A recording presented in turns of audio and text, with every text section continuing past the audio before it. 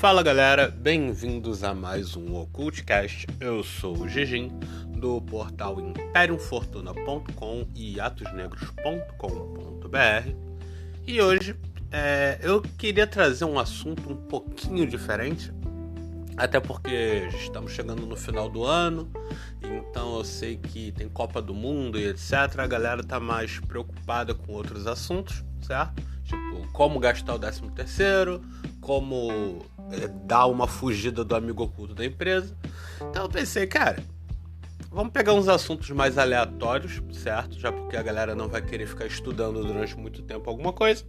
E aí eu estava pensando numa coisa que parece absurdamente idiota, mas até que tem um conceito interessante. Vocês já pararam para pensar como tecnologia e magia raramente são levadas a sério na mesma frase? A gente já viu, né, que a magia em si é um troço difícil de atualizar, né? A gente tem a magia caótica, né, que ela por si só já é moderna. Se não me engano, a magia caótica é de 1980 e pouco, então ela é considerada jovem, mas ela é quase toda baseada em conceitos antigos de magia. E o praticante de ocultismo, magia no geral, ele se orgulha de ser velho, de pensar como velho e de se comportar como os velhos se comportavam.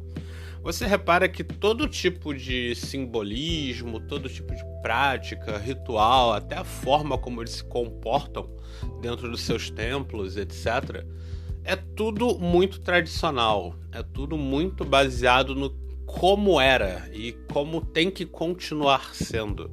E eles abominam muito qualquer tipo de modernização ou adaptação que seja utilizada.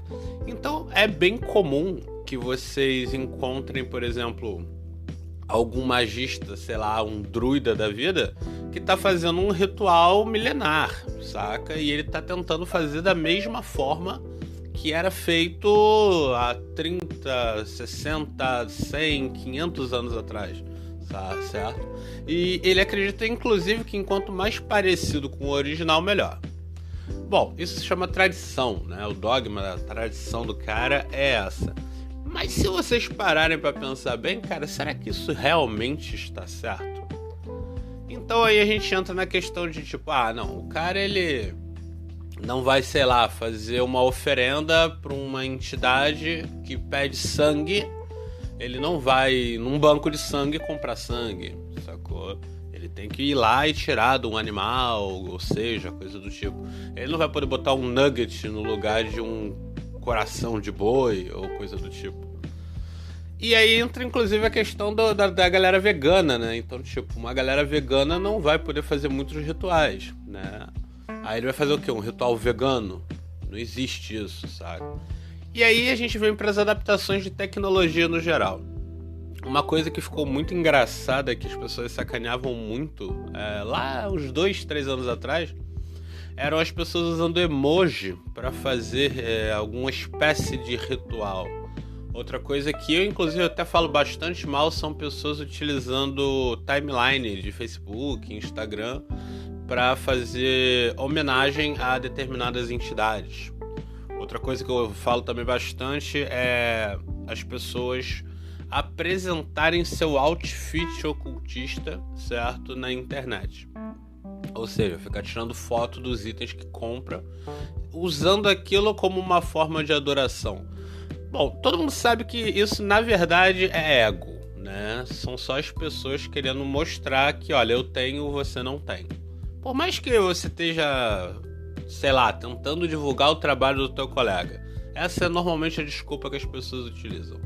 O que você está fazendo, na verdade, é mostrando o teu outfit ocultista porque você quer aparecer. É normal, todo mundo sempre fez isso, certo? Todo mundo, desde antes da internet, as pessoas chamavam outras pessoas para mostrar, olha o que eu comprei. É bonito, não é? Às vezes sim, pra mandar o eu tenho, viu? Você não tem. Mas no geral é simplesmente o ego falando. E aí você me diz, pô, mas e aí? Isso daí funciona de alguma coisa? O cara ir lá e desenhar uma arte digital de um demônio em homenagem àquele demônio. É a mesma coisa dele ter desenhado, tipo, numa tela com um pincel? Aí que entra a questão. Eu acredito particularmente que sim, certo? Não é só porque você modernizou alguma coisa que o conceito dela foi perdido totalmente. Obviamente, quando a gente moderniza coisas, a gente tende a tentar diminuir o trabalho que teremos com aquilo. Ou seja, você cria uma ferramenta para facilitar determinado trabalho. Então, quando a gente fala de magia, algumas coisas não ficam mais modernas. Ou seja, quando você diz que você tem que fazer um ritual e esse ritual tem que te dar um certo trabalho para que esse trabalho sirva de combustível para que você possa realizar um determinado feito, obviamente, se você tira o trabalho disso, você vai estar diminuindo a chance daquele feito acontecer. Que é algo que a gente citava muito, inclusive, na questão da magia caótica, quando a gente falava sobre servidores. Porque o que era o servidor para muitos maguinhos caótico team, certo? Era basicamente você criar uma entidade que vai fazer o trabalho todo por você enquanto você só observa.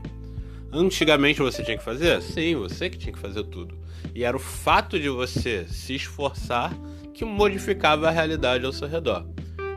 Então vieram caras e pensaram, então seria muito mais fácil se já existisse um bicho pronto que eu posso manipular sem ter trabalho nenhum e ele vai fazer tudo pra mim. Que aí a gente sabe que começou lá com o elementar artificial e depois do elementar artificial, que para eles era um pouco complicado demais, nasceu-se então o tal do servidor, que hoje em dia é uma grande palhaçada, né? O servidor nada mais é do que eles canalizando a vontade deles de uma forma muito porca e preguiçosa de, eu quero que a minha casa seja segura, então eu vou criar um servidor do Super-Homem. E tá pronto. Sacou? É bem ridículo. Mas em outros casos, será que funcionaria? Você pode sim utilizar, sei lá, uma webcam em um notebook ao invés de usar um espelho negro? Você pode usar uma câmera digital para tentar tirar foto de fantasma? Você pode colocar microfones para tentar pegar algum tipo de captação sonora de entidade? Essa que é uma questão interessante, porque alguns grupos, né, parapsicológicos e tal, etc., parapsicólogos, não sei, eles tentam utilizar de tecnologia para conseguir provar que o mundo espiritual existe, né? Tanto que a gente tem aí esses caçadores de fantasmas, lembrando que 98% deles são fraude, certo? Afinal, os caras têm que ganhar dinheiro, né? Ficar tirando 1 milhão de fotos numa noite inteira e não sai nada, o cara vai falir, né?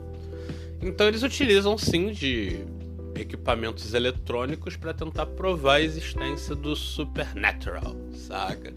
Mudança na temperatura, mudança na umidade, mudança eletromagnética, tudo isso sendo captado por aparelhos absurdamente caros e sensíveis para tentar provar que alguma coisa acontece. Isso é interessante? Em alguns pontos porque todo mundo nasce não acreditando em magia. Então até é comum algumas pessoas quererem provar isso. E agora me diz, se você não gostaria de fazer isso, você filmar o seu ritual, colocar todo tipo de dispositivo possível ao redor para captar qualquer tipo de alteração que acontece durante o ritual, e no final você poder analisar aquilo e verificar se realmente alguma coisa aconteceu fora da sua cabeça. Vai me dizer que você não iria gostar disso. Eu sei que muita gente não curte isso até pelo medo de perceber que nada aconteceu, né? Então, como eu disse, a questão do ego de novo. Se você tirar aquilo da pessoa, ela vai ficar revoltada. Tipo, ficou 10, 20 anos realizando um ritual e aí ela descobre que nada daquilo dali realmente faz alguma alteração física. Isso pode deixar uma pessoa bem triste e desacreditada. Só que tem a questão da fé. Então tem pessoas que falam, não preciso fazer isso porque eu sei que funciona. Entendeu? E é essa galera que tá fazendo as mesmas coisas há mais de 100, 200, 300 anos, né? O purismo do ritual em si. É uma coisa interessante, normalmente as pessoas acreditam que o tempo passa diferente para o ser humano do que passa para as entidades. Então é muito interessante você ver algumas bizarrices, como por exemplo, Paimon vai aparecer montado num camelo ou montado num cavalo de guerra, usando uma armadura de placas. Vocês já pararam para pensar que isso foi a visão que as pessoas deram para aquela entidade? Porque naquela época que eles escreveram esse livro, demonografia deles, era aquele tipo de cultura que tinha ao redor deles. Então, se por acaso alguém for invocar um Daimon da vida, ele não vai aparecer numa armadura de placa, porque ninguém mais usa armadura de placa, e daqui a alguns anos as pessoas nem vão lembrar o que era uma armadura de placas. Vocês acham que aquela entidade, aquele bicho, vai continuar aparecendo montado num cavalo de guerra, lembrando que hoje em dia não existe mais cavalo de guerra, certo? Em uma armadura de placa? Isso não vai acontecer, certo? Então pensem nesse tipo de adaptação. A gente tinha uma série que era baseada na HQ lá do...